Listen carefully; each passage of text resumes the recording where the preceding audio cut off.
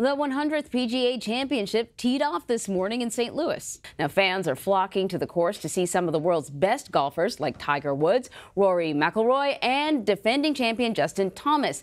And you can catch the best of the action on CBS. This is the 28th consecutive year CBS Sports is broadcasting the championship.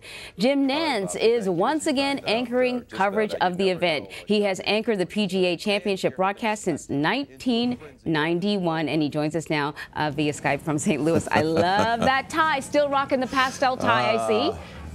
Thanks, Anne-Marie. Yeah, that one we retired just a few years ago. Maybe I should bring it back. I don't know. That's pretty crazy to see that. It reminds me of that game that my kids used to play with, those blocks that you have to make sure you fit the right shaped blocks in the right hole. I like it. Yeah. It works for me. They had a lot of geometric things happening there. Indeed. Yeah, we try to tone it down a little bit. Yeah. So let us talk about the PGA. Tiger Woods returning to his first PGA Championship in 3 years. How is he looking? He's tired, I can tell you that. He played last week in Akron, and this is from his press conference. He came here on Sunday night, and Monday he didn't even feel like doing anything. He claims that he took a couple of ice baths to try to just reduce some inflammation. You know, his health, because he's had so many injuries and surgeries. First, it was a knee thing that really hindered a lot of his good years, and then most recently, of course, has been a back that prevented him from competing for most of the last 3 or 4 years.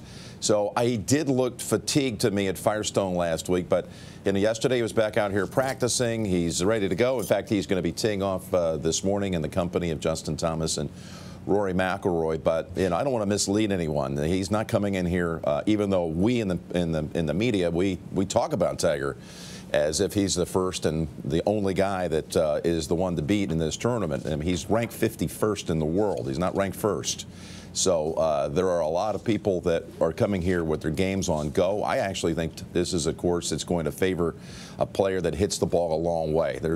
In golf, there's a discrepancy from the back of the field, how many players can hit it over 300 yards versus guys like Dustin Johnson, who have this power game that can bring down the best of the courses. Dustin Johnson, Brooks Koepka, guys like that, Rory McIlroy, and yes, Tiger is one of those guys we call a bomber. The bombers out here seem to be the difference makers in golf. So I think it's a good course for Tiger. It's my roundabout way of saying it, Anne-Marie. But there are others right now that are bigger favorites than him as we start this tournament. What about Dustin Johnson, #1 player in the world? What are you looking for as he heads into this tournament? He's got a little bit of a controversial history when it comes to this tournament. Well, good for you for knowing that. In 2010 at Whistling Straits, he came to the last hole and he incurred a penalty. He was unaware that he had, it's a little technical here, but he had grounded a club on a sand dune that was actually marked as a bunker. So, alas, there was a penalty, and it took him out of the chance to win the tournament, out of a playoff. And I got to tell you, if there's one guy that's oblivious to that, it's Dustin Johnson. He probably doesn't even remember it, to be honest. He is Mr. Cool, and his game is so effortless, and he hits it miles and miles longer than the average golfer. And I think he's coming in off of a win just 2 weeks ago. I would say that he would be the favorite here this week. I think you're right. I think it starts with DJ, and then it goes to Justin Thomas would be the second favorite after that. Listen, I can't take credit for that. We have excellent producers and writers here, right? I'm just faking my way through this conversation. But something else that they tell me is that if Jordan Spieth wins, he could make some history. Can you tell us about that? Well, it'd actually be, to me, it's the biggest achievement you can have in the game, and that's to win. By the way, Emma, you sound like a golfer to me, so I am impressed. He would complete the career Grand Slam. Now, what does that mean? That means there are 4, just like in tennis, there are 4 major championships. In golf, there are the 4 majors: the Masters, the United States Open, the British Open, which we now call the Open Championship, and this one, the PGA. Those are the 4. There have only been 5 men in the history of the game who have won all 4 in their career. If Jordan Spieth wins this week, he will be the 6th. And again, he's just turned 25 about a week and a half ago. It would be obviously one of the biggest achievements in the game. And he's just a young kid. Now, his game has not been as sharp as it had been in recent years. I don't put a lot of stock in that. He had the 54-hole lead at the Open Championship 3 weeks ago. If he could close it out here at Bellerive, it would be a big story, and hopefully people would treat it as such, that it's a gigantic achievement. Right, and a long career ahead of him, too. Who and what are you looking forward to seeing during the championship?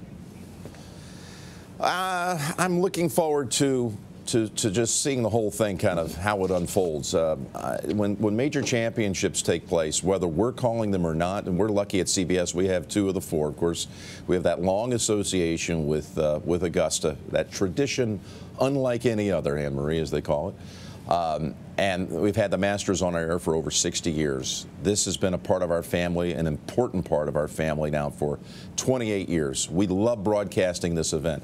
Now, when we're not broadcasting these 2, I am obsessive compulsive viewer of major championship golf. That means when the U.S. Open and the Open Championship are taking place, I'm either going to go there as a fan and watch it with my own eyes in person, like I've done a number of times going over to the UK to watch the Open, or I'm going to watch every minute of it that's presented to me on all the broadcast feeds. So I can't wait to see this week unfold. You know, who's going to have a chance to claim this version of golf immortality? You win a major championship, your career's never the same. Who's it going to be? Is it going to be Ricky Fowler breaking through and grabbing one for the first time? Is it going to be one of the favorites? Is it going to be McIlroy winning for the 5th time? Is Tiger going to come back after 10 years without winning one? After taking 14 in his first 32 years, is he going to finally come back and win a tournament of any kind, much less a major?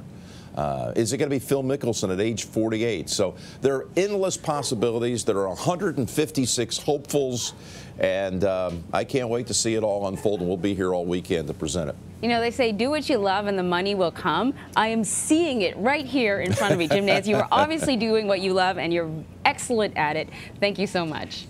Thanks, Anne Marie. Great to visit with you. And remember to tune in to CBS Sports HQ for full coverage of the 100th PGA Championship, including live look-ins, in-progress highlights, and analysis of the day's play.